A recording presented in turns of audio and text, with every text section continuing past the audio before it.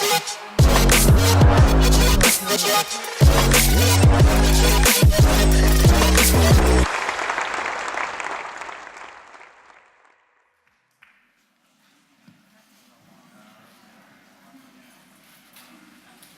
right.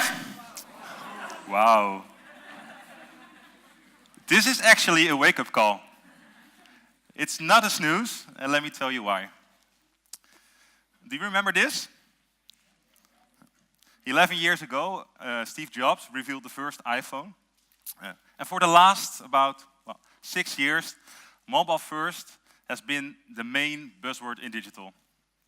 It was driven by big tech companies like Google and Facebook, and many companies started to develop their own app or mobile website.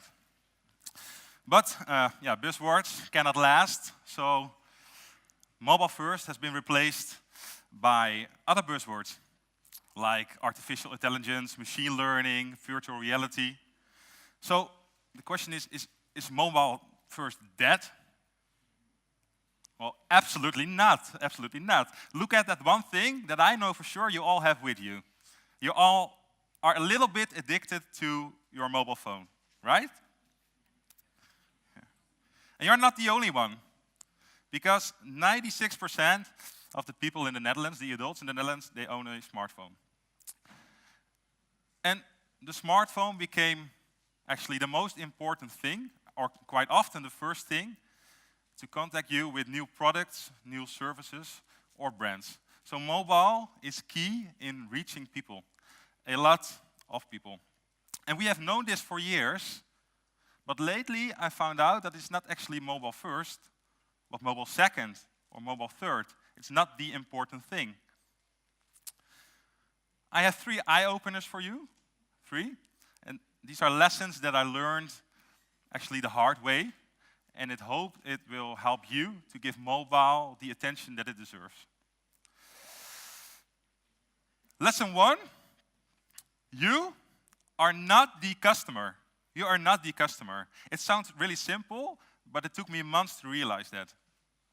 I started my digital career with KLM, Royal Dutch Airlines, completely shaved, suited up, corporate world, and my first assignment was to build the KLM app. The focus was on business travelers. They also called frequent flyers because, they fly a lot. And they are responsible for 70% of the revenue.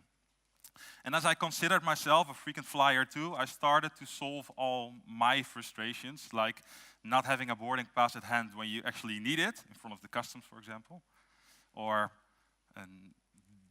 not knowing where you have to go in an airport, so I included an airport map.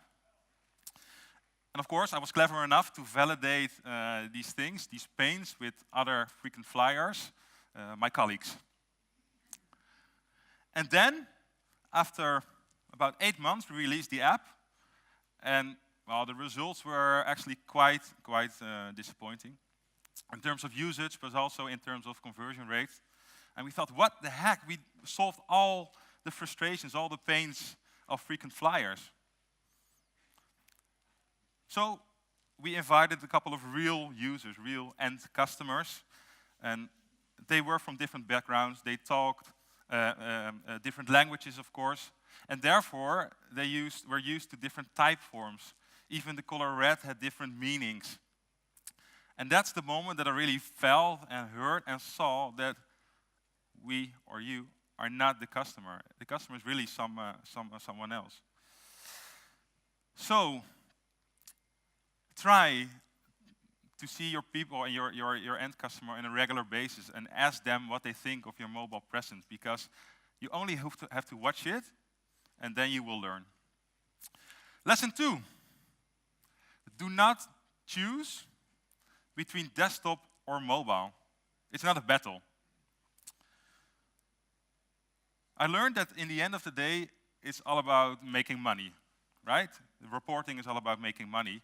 And that's one of the main reasons that companies do not invest too much in mobile. Because in their reporting, they see quite often lower conversion rates, which means lower revenues.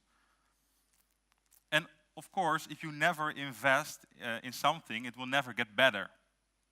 And it will never become a better product. And imagine this. How often did you first start on a mobile to, for example, book a ticket, and then eventually you found out that it was not working correctly and you got frustrated and you switched to a desktop? Well, that is actually the reason for lower conversion. Your mobile product is just not good enough. So, what I want to say with this is that you shouldn't choose, and you need to learn how mobile works, and therefore you have to invest in it. And then, in the end of the day, when it's a better product, then your customers will definitely use this small thing you have with you, and which is also always in an arm length. They will use it to buy your service and your products. And then, lesson 3. Ask your little niece for advice. You are not a mobile native, and you can ask your niece about a lot of things. Teenagers or children are the most cruel but also insightful people alive. They tell you exactly why you should never wear that t-shirt again, and they tell you exactly what words are not hip anymore.